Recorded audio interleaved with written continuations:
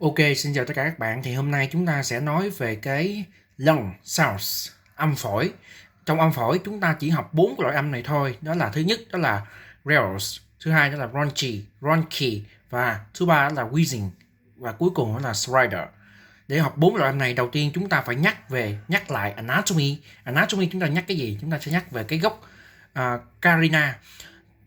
Từ cái glottis chúng ta đâm thẳng ra phía sau thì đụng ngay cái gốc carina và đâm tới phía sau, chứ chúng ta sẽ đụng ngay đốt sống T4 và lấy carina làm chuẩn, lấy cái gốc carina này là làm chuẩn. Từ gốc carina này nè trở lên gọi là đường hô hấp trên, và từ carina này trở xuống tôi gọi là đường hô hấp dưới. Và chúng ta sẽ ôm lại được cái carina rồi. Đây là cái gốc carina. Và bây giờ chúng ta sẽ vào bài, chúng ta sẽ học về đây là một cái chart, một cái bảng, nói về cái lung sounds, cái âm phổi. Vậy đầu tiên nó khoanh cho chúng ta một cái vùng gọi là stridor. Stridor tức nghĩa là một cái âm thanh mà do tắc nghẽn cái đường hô hấp trên, tức là từ gốc carina trở lên đó, do chúng ta học nhãn, học chôm chôm, học măng cục, vân vân. Và nó làm lọt vào cái đường hô hấp trên, làm tắc nghẽn cái đường hô hấp, cái đường dẫn khí trên, và sẽ gây ra cho chúng ta một cái âm thanh gọi là stridor. Ở đây chúng ta chỉ bàn về mặt lý thuyết chứ chưa đi vào thực tập để nghe âm thanh, và mình sẽ để một cái link về nghe âm thanh, 4 loại âm thanh này phía dưới video này. Và nó chú thích cho chúng ta là stridor là tắc nghẽn một cái gọi là pharynx airway obstruction, một cái tắc nghẽn đường dẫn khí do một cái vật ngoại lai đó. Thứ hai, nó khoanh dùng cho chúng ta đó là bronchi là tắc nghẽn cái đường dẫn khí lớn. Tắc nghẽn cái đường dẫn khí lớn tức nghĩa là đã qua cái carina đó, tức nghĩa là của đường dẫn khí dưới đó. Và tắc nghẽn đó là do dịch nè, hoặc là do dịch tích tụ hoặc nguyên nhân nào đó làm cho cái lòng của mấy cái đường dẫn khí này nó bị tắc nghẽn lại đó.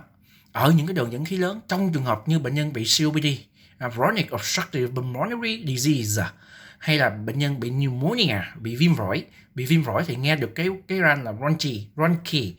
Và số 3 đó là wheezing là ảnh hưởng ở cái bronchi, mấy cái phế quản, tiểu phế quản đó, và nó bị co thắt. Và cái qua răng nè, khi nghe được cái răng wheezing này là do co cắt chứ không phải do tắc, cho một cái vật lạ tắc nghẽn, tức nghĩa là do bản thân của cái thành đó, do cái cơ của cái thành mà tiểu phế quản đó, nó co thắt lại, nó không cho khí pass through the bronchioles, tức nghĩa là những cái tiểu phế quản nhỏ hơn, khí đi qua từ tiểu quản lớn sang tiểu phế quản nhỏ hơn đó, để khí đi qua nó co lại, nó gọi là constriction đó. Và gặp trong trường hợp là asthma và bronchitis là viêm tiểu phế quản.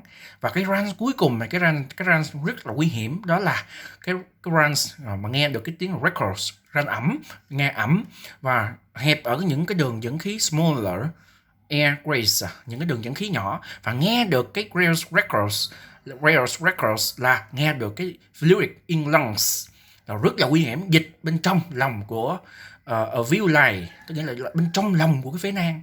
Mà trong lòng của phế nang như vậy thì làm sao khí có thể gọi là trao đổi qua màng được nữa. Lúc này nó làm shunt đó. Và trong trường hợp là pneumonia và CHF gọi là congestive heart failure, suy tim sung huyết. Và đó là 4 cái loại lung sounds về âm phổi mà chúng ta phải biết. Chúng ta chỉ học 4 loại này thôi đó. Và cái link mình sẽ để cái phần nghe ở phía dưới đây.